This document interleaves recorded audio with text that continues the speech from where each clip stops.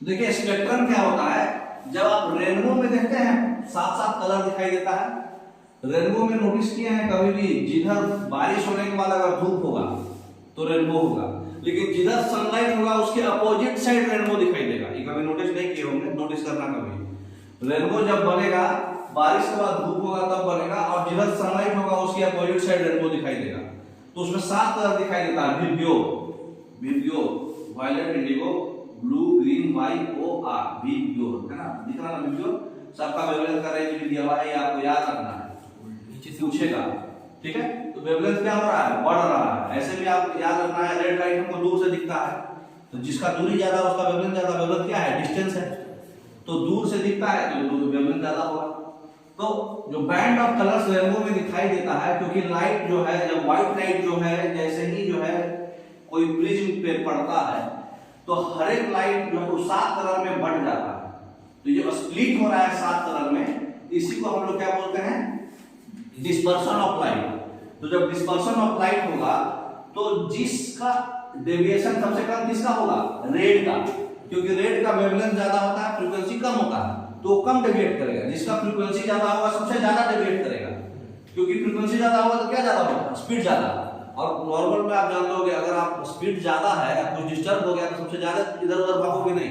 अगर आप गाड़ी चला रहे, आप ज्यादा स्पीड से जा रहे, कुछ आगे पीछे कुछ गड़बड़ाया मैटर, तो ज्यादा कौन डेविएट करेगा, जो धीरे जा रहा है कि जो तेज जा रहा है, जो तेज जा रहा है। तो जो तेज जा रहा है मतलब जिसका फ्रीक्वेंसी ज्यादा है, स्पीड ज्यादा है, तो स्पीड फ्रीक्वेंसी ज्यादा किसका होता है, वायलेट लाइट का। रेड लाइट का तो बहुत कम होता है स्पीड फ्रीक्वेंसी, तो वो कम डेविएट करेगा, वायलेट लाइट ज्यादा डेविएट करेगा। इसलिए ऐसा अलग अलग पैटर्न हो जाता है, दिखने लगता है क्लियर कट, है ना, क्योंकि वो डेविएशन अलग अलग हो रहा है तो दिखने लगा। तो जो व्हाइट लाइट 7 कलर में जो मतलब हम एक स्क्रीन पे लेते हैं, इसी को बोलते हैं स्पेक्ट्रम, ठीक है। तो ये स्पेक्ट्रम दिखाई देता है, समझ में। नेक्स्ट इसको बोलते हैं डिस्पर्शन ऑफ लाइट। तो एटॉमिक स्पेक्ट्रम जो होता है वो डिसकंटिन्यूअस होता है, उसमें लाइंस डिफरेंट फिक्स फ्रीक्वेंसी का करस्पॉन्डिंग लाइंस दिखाई देता है। तो जैसे जैसे आप वेवलेंथ बढ़ाओगे उसका लाइंस का जो इमिशंस होगा अलग अलग कलर का होगा, दिख रहा है ना। तो जो इमिशन का लाइन का स्पेक्ट्रम है वो अलग अलग कलर का होगा, उसके आधार पर इनको नाम बांट दिया गया, ठीक है। देखिए नाम क्या क्या है। पहला जो है, ये जो है 2 टाइप का एटॉमिक स्पेक्ट्रम दिया गया, एक इमिशन एक अब्जॉर्प्शन। तो इमिशन और अब्जॉर्प्शन में मतलब अंतर कुछ भी खास नहीं है। इमिशन अब्जॉर्प्शन जो है पूरी ब्लैक लाइट में है, और अब्जॉर्प्शन स्पेक्ट्रम जो होता है पूरा विब्रियो में चलता है, ठीक है। तो इसमें खाली जो है मतलब इमिशन स्पेक्ट्रम जो है बैरियम का देखा गया है, ठीक है, बैरियम का फोटो है। तो जैसे जैसे वेवलेंथ ज्यादा बढ़ेगा स्पेक्ट्रल लाइट ज्यादा क्लोज होगा, और मतलब ज्यादा नंबर ऑफ स्पेक्ट्रल लाइट ज्यादा होगा। जैसे जैसे वेवलेंथ कम होगा स्पेक्ट्रल लाइट मोटा होगा लेकिन कम होगा, नंबर कम होगा और क्लोजनेस दूर हो जाएगा। तो वेवलेंथ बढ़ने से क्लोजनेस नजदीक हो जाएगा, नंबर ज्यादा हो जाएगा, पतला भी हो जाएगा। तो इसके बारे में देखिए लिखा हुआ है नेक्स्ट। तो इमिशन स्पेक्ट्रम बोला जाता है, इमिशन स्पेक्ट्रम तब होगा जब आपका एनर्जी ऑब्जर्व कर लिया गया है स्पेक्ट्रोस्कोप से, ठीक है। मतलब जब रेडिएशन जो है कोई सब्सटेंस से निकल रहा है, तो एक मान लीजिए डिस्चार्ज ट्यूब है, उसमें हाइड्रोजन है, उसको हम लाइट पास करा रहे हैं स्लिट के पास, स्लिट के बीच में गैप है, बोल है, यहाँ से कोई लाइट पास करके हम प्रिज्म से पास कराए तो अलग अलग कलर में हमको लाइट मिला। तो ये जो लाइट स्पेक्ट्रम मिला, एनर्जी ऑब्जर्व करके उसको हम एनालाइज किया स्पेक्ट्रोस्कोप से। तो एनर्जी जो हमारा निकला उसको हम एनालिसिस किए कोई स्पेक्ट्रोस्कोप से। तो स्पेक्ट्रोस्कोप से एनालिसिस करके जो ऑब्जर्व एनर्जी हुआ उसको बोलते हैं इमिशन स्पेक्ट्रम, ठीक है। रेडिएशन जो निकल रहा है उसको हम लोग एनालिसिस किए हैं। नेक्स्ट तो बताइए कि इमिशन स्पेक्ट्रम में स्पेक्ट्रल लाइट जो फोटॉन्स का होता है वो एक्साइटेड हाइड्रोजन गैस से ऑब्जर्व होता है कि इमिटेड होता है। अभी हम क्या पढ़ेंगे, ऑब्जर्व की इमिशन, इमिटेड, ऑब्जर्व, है ना। बैक एक बार दिखाइए क्या लिखा हुआ है, ऑब्जर्व एनर्जी, उसको हम एनालिसिस किए हैं। जो एनर्जी ऑब्जर्व हो गया सब्सटेंस से, जो एनर्जी निकलने के बाद जो है हम एक स्पेक्ट्रोस्कोप के मदद से जो ऑब्जर्व हो गया है एनर्जी उसका एनालिसिस किए हैं, है ना। नाम उसका इमिशन स्पेक्ट्रम इसलिए है क्योंकि सब्सटेंस से वो निकला है, लेकिन यहाँ पे हम उसको ऑब्जर्व किया है एक लाइट से। यहाँ देखो व्हाइट लाइट जो है तो जो अब्जॉर्ब किए हैं स्लिट, ये स्लिट यहाँ से खोल के निकाले थे लेकिन इसको यहाँ पे क्लोज कर दिए, तो अब्जॉर्ब एनर्जी को हम एनालिसिस किए हैं। ठीक है, नेक्स्ट यहाँ पे पूछा क्या था, स्पेक्ट्रल लाइंस क्या है, स्पेक्ट्रल लाइंस जो इमिटेड हुआ है, एनर्जी अब्जॉर्ब हुआ है लेकिन स्पेक्ट्रल लाइंस इमिट हुआ है। बैक कर लीजिए एक बार फिर से, कंफ्यूजन नहीं रहना। यहाँ पे क्या हो रहा है, रेडिएशन इमिट हो रहा है, तो यहाँ पे रेडिएशन निकल रहा है, ये रेडिएशन जो है बहुत सारा निकला, इसको हम ऑब्जर्व किए, तो स्पेक्ट्रल लाइंस तो निकला है ना, लेकिन ऑब्जर्व क्या हुआ है, एनर्जी ऑब्जर्व हुआ है। तो वहां क्वेश्चन कुछ ध्यान से पढ़ना है, एनर्जी दिया है कि स्पेक्ट्रल लाइंस दिया है, तो स्पेक्ट्रल लाइंस क्या होगा, इमिटेड होगा। नेक्स्ट, अब्जॉर्प्शन स्पेक्ट्रम में क्या होता है, इमिशन स्पेक्ट्रम में क्या होता है, एनर्जी अब्जॉर्ब होता है, स्पेक्ट्रल लाइंस इमिट होता है। अब कंटीन्यूअस इलेक्ट्रोमैग्नेटिक रेडिएशन हम अगर पास कर रहे हैं कोई गैस से या फिर साल्ट सॉल्यूशन से, तो हम कभी-कभी नोटिस करते हैं कि जो डार्क लाइन जो है वो अब्जॉर्ब हो गया, अदरवाइज कंटीन्यूअस स्पेक्ट्रम ना। अच्छा, तो एक सनलाइट दिए, कोई यहाँ एक होल से हम सनलाइट पास कराए सोडियम क्लोराइड सॉल्यूशन से या फिर कोई गैस से, साल्ट सॉल्यूशन है, साल्ट है, तो यहाँ से जब लाइट ट्रांसमिट हुआ उसको प्रिज्म से पास कराया, ठीक है, तो यहाँ पर हम लोग क्या नोटिस किए कि डार्क लाइन ऑब्जर्व हो रहा है, मोटा मोटा डार्क लाइन ऑब्जर्व हो रहा है, यहाँ पे मतलब डार्क ही हो रहा है। तो ये जो फोटोग्राफिक प्लेट में हम ऑब्जर्व किए, तो अगर डार्क लाइन ऑब्जर्व होगा, यहाँ पे एनर्जी ऑब्जर्व नहीं हो रहा, डार्क लाइन ऑब्जर्व हो रहा है, तो डार्क लाइन ऑब्जर्व होगा, अदरवाइज कंटीन्यूअस स्पेक्ट्रम की तरह दिखेगा। तो डार्क लाइन ऑब्जर्व होगा तो अब्जॉर्प्शन स्पेक्ट्रम बोलेंगे उसको।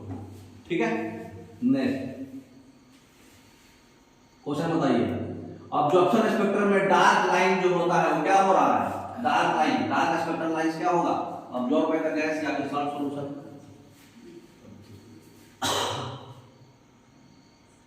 तो इमिशन और ऑब्जर्प्शन को हम लोग एक बार अच्छे से पढ़ते हैं। तो डार्क लाइन जो है एग्जैक्टली सेम प्लेस पे होगा जहां पे इमिशन स्पेक्ट्रम दिखाई दिया था। ठीक है, इमिशन स्पेक्ट्रम में जैसे सोडियम है, ठीक है, उसमें दो इंपॉर्टेंट येलो लाइन दिखाई देगा 589 और 589.6 नैनोमीटर पे। मतलब कह रहा है कि स्पेसिफिक वेवलेंथ पर, जैसे येलो का हमको वेवलेंथ पता है 589 होता है, तो 589 वेवलेंथ पर हमको इंपॉर्टेंट येलो लाइन दिखाई देगा, सोडियम लेंगे तो। ठीक है, अगर हम लाइट पास करेंगे सोडियम के वेपर से, तो हम डार्क लाइन कहां पे देखेंगे, 589 और 589.6 नैनोमीटर। क्यों? क्योंकि वहीं पर येलो उसका लाइन आता है। विब्योर में येलो लाइट का जो वेवलेंथ होगा, विब्योर में वेवलेंथ सबका अलग है, वायलेट का अलग वेवलेंथ है, रेड का अलग वेवलेंथ है, येलो का अलग वेवलेंथ है। तो जिस चीज का आप ले रहे हो उसमें येलो का जो वेवलेंथ होगा उसी वेवलेंथ पे डार्क लाइन दिखाई देगा, बाकी जगह इधर कंटीन्यूअस दिखाई देगा। ठीक है, वही मतलब सेम प्लेस पे दिखाई देगा। अब दोनों का हम डिफरेंस पढ़ लेते हैं। इमिशन स्पेक्ट्रम कब था, वहां पे रेडिएशन इमिट हुआ था, है ना, उसको हम स्पेक्ट्रोस्कोप से एनालिसिस किए थे। अब्जॉर्प्शन स्पेक्ट्रम में कब होता था, जब व्हाइट लाइट जो है कोई सब्सटेंस से पास किए, गैस से या फिर सॉल्यूशन से, और जो लाइट ट्रांसमिट हुआ उसको हम एनालाइज किए। तो यहाँ पे रेडिएशन को इमिट करके एनालाइज कर रहे हैं, कोई सब्सटेंस है, एक्साइटेड सब्सटेंस के द्वारा। यहाँ कौन सा है, गैस और सॉल्यूशन। इमिशन स्पेक्ट्रम में ब्राइट कलर लाइन सेपरेट होता है, डार्क स्पेस होता है। अब्जॉर्प्शन स्पेक्ट्रम में क्या होता है, डार्क लाइन होता है, अदरवाइज कंटीन्यूअस स्पेक्ट्रम दिखाई देगा। जहां येलो का वेवलेंथ है वहां डार्क लाइन दिखाई देगा, अदरवाइज कंटीन्यूअस। यहां पे क्या हो रहा है, ब्राइट कलर्ड लाइंस दिखाई देगा और डार्क बीच में स्पेस रहेगा। ठीक है, यहां पे स्पेस डार्क है, यहां पे स्पेस कंटीन्यूअस है, लाइन डार्क है, यहां पे लाइन ब्राइट है। ठीक है, next hydrogen spectrum. Hydrogen spectrum में वही चीज को नोटिस किया गया। ये क्या किया गया, इलेक्ट्रिक डिस्चार्ज ट्यूब को गैस के पास किया गया लो प्रेशर पे, तो जो लाइट इमेज हुआ उसको स्पेक्ट्रोस्कोप से देखा गया। तो जो स्पेक्ट्रोस्कोप से देखा गया उसमें देखा गया पहले पतला पतला लाइन था, फिर मोटा लाइन हुआ, फिर मतलब अलग अलग वेवलेंथ पे अलग अलग नोटिस किया गया है, और पतला फिर बड़ा, इस तरह से। तो अलग अलग वेवलेंथ पे अलग अलग नोटिस किया गया, सबका नाम दे दिया गया हाइड्रोजन स्पेक्ट्रम में। जो अल्ट्रा वायलेट वाले वेवलेंथ वाले रीजन में जो आएगा स्पेक्ट्रम, उसको हम लोग बोलते हैं लाइमन सीरीज। जो विजिबल रेडिएशन वाले वेवलेंथ में आएगा बार्मर सीरीज। ये इंपॉर्टेंट है, ये हर बार एग्जाम में आता है, बार बार कब होगा, n इक्वल टू 2 है ना, ये 1 है, Lyman n equal to 1, n equal to 2 बार बार विजिबल रेडिएशन, अल्ट्रावायलेट लाइमन, बाकी सारा इंफ्रारेड में है, Paschen bracket Pfund n equal to 3, n equal to 4, n equal to 5 और 6 में हम कह रही है जो बताया गया बाद में हसनबर्ग के बाद। नेक्स्ट तो याद रखना है आपको L1 जो है 1 2 3 4 है, अगर 1 रहेगा तो अल्ट्रावायलेट में लाइमन, 2 रहेगा तो बाल्मर, 3 रहेगा तो पास्कल इंफ्रारेड रहेगा, 4 रहेगा तो ब्रैकेट, 5 रहेगा तो पी फंड, 6 रहेगा तो हेम्पेरी वो भी इंफ्रारेड। तो L1 हमारा 1 2 3 4 5 है, तो L2 तो उससे ज्यादा ही होगा है ना, तो खाली आपको ये नाम याद रखना है, समझ गए, एग्जाम में बहुत आता है। तो राइटवर्स इक्वेशन बताया गया है, L1 L2 जो है नंबर ऑफ इंटीजर्स है, तो एक कांस्टेंट है राइटवर्स कांस्टेंट जिसका वैल्यू होता है 109677 सेंटीमीटर इनवर्स। तो राइटवर्स कांस्टेंट फार्मूला है 1 by lambda Rydberg constant z² by n square, वही 1 बाय n है। तो जो आप फार्मूला पढ़े थे एनर्जी का फार्मूला क्या पढ़े हैं, यहाँ देखिए z² बाय n स्क्वायर का रिलेशन है, तो ये भी वही है 1 बाय लैम्डा इक्वल टू क्या होता है, वेव नंबर, ऑलरेडी आप पढ़ चुके, वेव नंबर याद करो, आपको पहले भी बता चुका हूं, पीछे से सारा रिलेशन है, पीछे वाला अगर आपको नहीं समझ में आया है तो आगे भी नहीं समझ में आएगा, इसलिए पीछे वाला आप पढ़ के आओगे।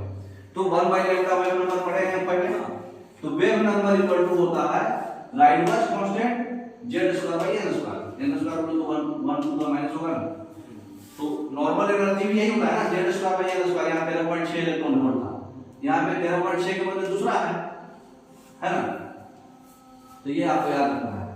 नेक्स्ट लिमिटिंग लाइन क्या होता है, ये हाइड्रोजन स्पेक्ट्रम में जब N2 जो है राइटवर्स इक्वेशन में इंफिनिटी ले लेंगे तो ये लाइन जो होगा उसका वेवलेंथ बहुत छोटा होगा, तो उसको बोलते हैं लिमिटिंग लाइन। कहने का मतलब अब बैक दिखाइए, यहाँ पे अगर हम N2 की जगह पे इंफिनिटी डालेंगे तो 1 बाय इंफिनिटी क्या होता है 0, तो ये खत्म हो जाएगा, खाली N1 बचेगा, तो उस केस में उसका वेवलेंथ बहुत ही छोटा हो जाएगा, तो वेवलेंथ छोटा हो जाएगा तो फ्रीक्वेंसी बहुत ज्यादा हो जाएगा, तो उस केस में वेवलेंथ छोटा होगा मतलब वेवलेंथ क्या है, डिस्टेंस है, तो कोई जो लाइन जो होगा वो लाइन को बोलते हैं लिमिटिंग लाइन, ठीक है। ये स्पेक्ट्रल हाइड्रोजन स्पेक्ट्रम का ही एक लाइन है, जब N2 इंफिनिटी होता है, ये खाली याद रखना है, N2 इंफिनिटी हुआ तो उसको लिमिटिंग लाइन बोलेंगे, ठीक है। देख लो क्वेश्चन देखोगे समझ में आएगा।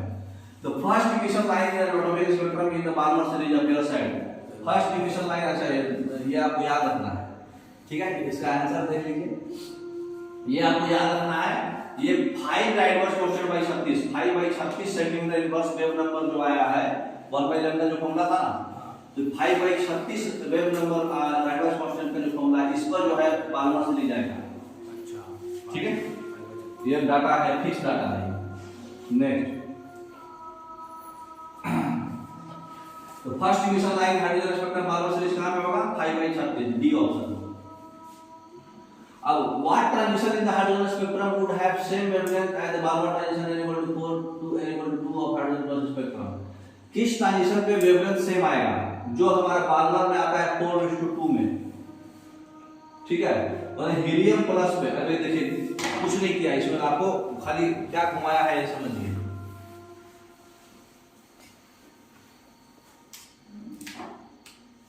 जो एनर्जी का रिलेशन होता है इसका भी रिलेशन वही होता है। तो राइटवर्स कांस्टेंट का रिलेशन क्या था, राइटवर्स कांस्टेंट का भी रिलेशन क्या पढ़े, 1 by lambda Rydberg constant into z² by n square, इसका भी सेम है 1 माइनस है ना, तो इसका देखिए क्या होगा, 4 से 2 में हो रहा है, इसका मतलब हमारा क्या हो रहा है, ये होता है 1 by n1 square minus 1 by n2 square, ये फॉर्मूला है। तो यहाँ पर क्वेश्चन बोल रहा है कि n1 जो है 4 है और n2 जो है n1 जो है 2 है और n2 जो है 4 है, यही क्वेश्चन बोल रहा है ना, 4 से 2 में जा रहे हैं आप, लेकिन z कितना है, z2 है, हीलियम वाला पूछा है, प्लस इलेक्ट्रॉन स्पेक्ट्रम वाले हीलियम है ना, हाँ हीलियम का z2 है ना, n1 होता ही है। तो यहाँ पर रिलेशन क्या हो रहा है, 1 by n1 square minus 1 by n2 square, क्या हो जाएगा यहाँ देखिए, 1 बाई n1 कितना है आपका 2 का 2 4 हो जाएगा, माइनस n2 कितना है 16। ठीक है, तो ये कितना सॉल्व करके आ रहा, 16 और 4 का एलसीएम 16, 4 माइनस 1 मतलब 3/16, यही हो रहा है ना। लेकिन यहाँ पर 3/16 में अगर z भी लगा देंगे तो z का स्क्वायर करेंगे तो 4 इंटू 3 12/16 हो जाएगा। ये z भी है ना नॉर्मल में, हीलियम वाले में। तो यहाँ पर ये पूछ रहा है 12/16 कब आएगा, हम n1 और n2 कितना रखेंगे कि 12/16 आ जाएगा, जो बार्नर सीरीज में आता है। ठीक है, तो यहाँ पर 4 और 2 12/16 आ रहा है, तो 12/16 आप कितना रखिएगा, n1 और n2 की 12/16 आएगा हाइड्रोजन में। देखिए सॉल्व क्या होगा, देखिए 1 और 2 रखेंगे तो कितना आएगा, 1 और 2, 1 2 में कितना आएगा बताइए, 1/1 माइनस 1/4, यही होगा ना। एलसीएम सॉल्व करेंगे तो 4 माइनस 1 3/4, उसका भी 3/4। तो देखिए 12/16 को भी तो 3/4 लिख सकते थे ना। तो ये क्वेश्चन पूछा क्या था कि अगर हमारा हाइड्रोजन के जो वैल्यू है और जो हीलियम का जो वैल्यू है, हीलियम वाले में अगर हमारा 2:4 वाला सिस्टम है तो हाइड्रोजन वाले में 2:4 का इक्विवेलेंट कौन आएगा। मतलब जैसे हीलियम वाले फॉर्मूला में z² था, z² ये 1/n² माइनस n2², तो n1 n2 यहाँ पे 2 और 4 क्वेश्चन में दिया था, हीलियम वाला हमको दिया था। तो हीलियम वाला में हम n1 और n2 डालेंगे और z पे यहाँ 2 डालना पड़ेगा क्योंकि हीलियम प्लस का था क्वेश्चन में। तो ये 1/4 माइनस 1/16 ये 3/16, उसको 4 से गुना करेंगे तो ये 12/16 आया, मतलब ये 4 से कट गया 3/4 आया। तो 3/4 हाइड्रोजन में कब आएगा, इसका मतलब n1 1 रखेंगे n2 2 रखेंगे तब आएगा 3/4। तो ये पूछ रहा था, घुमा के पूछा था। अब ये आईआईटी का क्वेश्चन है तो घुमाएगा ही। नेक्स्ट, हाइड्रोजन एटम में इलेक्ट्रॉन को हम एक्साइट किए, 5वें एनर्जी लेवल पे गए, तो नंबर ऑफ लाइंस जो स्पेक्ट्रम लाइंस में दिखाई देगा वो कितना होगा। कभी भी जिसके एनर्जी लेवल पे आप जाइएगा उससे नंबर ऑफ स्पेक्ट्रल लाइन एक कम होगा, ज्यादा तो नहीं होगा। कभी 5वां पे चल जाइएगा तो स्पेक्ट्रल लाइन 5 से कम ही आएगा, तो 4 ऑप्शन होगा, है ना। अच्छा ये फॉर्मूला में है डायरेक्ट, सॉरी ये हम ये पढ़ाया नहीं गया है, याद कर लीजिए आप, मैं दिखा देता हूँ।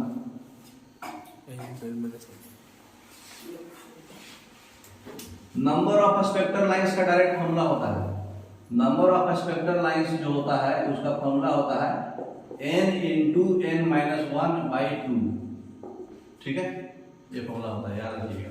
अब यहाँ पे n क्या था क्वेश्चन में, पांचवा पे था ना, n 5 हो जाएगा, तो 5 इंटू 5-1/2, तो ये हो जाएगा 5 इंटू 4/2, 2 से 2 बार में कट गया 10। ठीक है, 10 आ जाएगा आंसर। तो ये फॉर्मूला हमेशा याद रखिएगा। Spectral lines in the spectrum of hydrogen atom का वेव नंबर दे दिया, transition is possible for this radiation, ligand coefficient इतना होता है। अच्छा ये पूछा है, तो देखिए हमको फॉर्मूला क्या था, फॉर्मूला स्पेक्ट्रल लाइंस के राइटवाइज कांस्टेंट वाले में 1/λ वेव नंबर इक्वल टू क्या होता है, राइटवाइज कांस्टेंट 1/n1² माइनस 1/n2², यही ना होता है फॉर्मूला। राइटवाइज कांस्टेंट कितना है हमारा 109,677 और 1/n1² माइनस 1/n2²। इसका वैल्यू हमको दे चुका है, ठीक है, इसका वैल्यू है 15,222.22, 15,222.22। ये क्वेश्चन में दे दिया है हमको, n1 n2 पूछ रहा है कि क्या रखेंगे। तो ये कितना का टाइम्स हो रहा है अप्रॉक्स में बताइए, 109,677 और 15,222, 1 2 3 4 5 6 वो सेंटीमीटर इनवर्स है, और ये है 1 2 3 4 5 15 और ये 7 टाइम्स में अप्रोक्स आएगा, 15 7 105, 7 आ रहा है अप्रोक्स ही लेके चलेंगे, 7 आ रहा। इसका मतलब कि 1/n1² minus 1/n2² is equal to 1/7 आ रहा है, यही होगा ना अप्रोक्स एज पर क्वेश्चन। तो कौन से में डाटा हम डालेंगे तो 1/7 आएगा, डाल के देख लीजिए।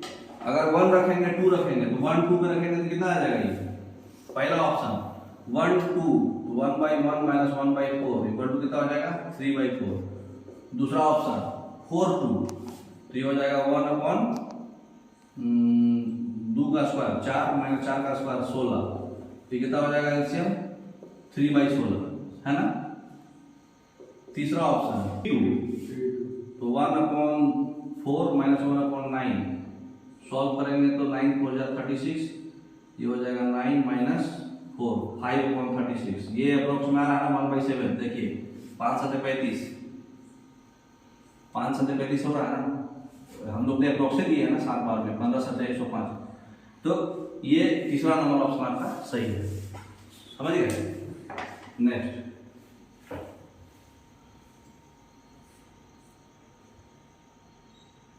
2 3 लिए थे 2 माइनस 4 माइनस 9 किए थे। Next shortest wavelength in hydrogen spectrum line series when RH equal to इतना राइटवाइज कांस्टेंट में शॉर्टेस्ट वेवलेंथ लेना है। इसका मतलब क्या लेंगे शॉर्टेस्ट वेवलेंथ अभी क्या पता है इन्फिनिटी है ना, तो शॉर्टेस्ट वेवलेंथ में इन्फिनिटी बोले तो n1 तो 1 लेंगे तो सीधा सीधी ये क्या पूछ रहा है दोनों का रेशियो पूछ दे रहा है। लाइमन सीरीज है, लाइमन सीरीज में n1 क्या होता है 1 तो फॉर्मूला हमारा क्या होता है 1/λ इक्वल टू राइटवाइज constant 1/n1 square minus 1/n2 square. अब हमारा n2 0 लेंगे क्योंकि शॉर्टेस्ट पूछा है तो n2 इंफिनिटी हो गया तो 1/λ इक्वल टू राइटवाइज कांस्टेंट आपको फॉर्मूला में कितना क्वेश्चन में दिया है 109678 1/1 n1 1 क्यों ले रहे हैं हम n1 1 क्यों लिए क्योंकि लाइमन सीरीज है, लाइमन में n1 क्या होता है 1 बालमन में 2 होता है ना, तो सीधा सीधी क्या हो जाएगा इतना आपका 109678 तो ये आपका क्या चीज आया 1/λ आया तो लैम्डा कितना होगा 1 अपॉन इतना 109678 तो 1 अपॉन 109678 अप्रोक्स में कितना आ जाएगा ये क्या है ये क्या चीज में है सेंटीमीटर इनवर्स में है। हमको आंसर क्या चीज में लाना है एंगस्ट्रॉम में लाना है। सेंटीमीटर को पहले मीटर में बदल दो इनटू 10 के पावर -2 और मीटर को फिर एंगस्ट्रॉम में बदल दो इनटू 10 के पावर -10। समझ में आ गया ये बात। तो -2 और -10 क्या हो जाएगा 10 के पावर 12 10 के पावर 12 बाई 109678 ठीक है। तो ये अप्रोक्स में कितना हो जाएगा इसमें 1 2 3 4 5 6 मतलब पावर में 6 रहेगा मतलब कि ये सारा ऑप्शन हटा के दे दिया है। तो ये आप सॉल्व करो मतलब 10,000 1 पॉइंट समथिंग हजार के आसपास ही आएगा 9,000 से थोड़ा कम या एक कम आएगा इसे भी पकड़ा जा रहा है 911 आएगा 1000 से कम आएगा क्यों क्योंकि ऊपर में 1 है नीचे में 1 से ज्यादा है मतलब 10 से ज्यादा है ना नीचे में तो 1000 से कम आएगा डी ऑप्शन। नेक्स्ट ओके तो ये आप घर पे प्रैक्टिस करना तभी समझ में आएगा।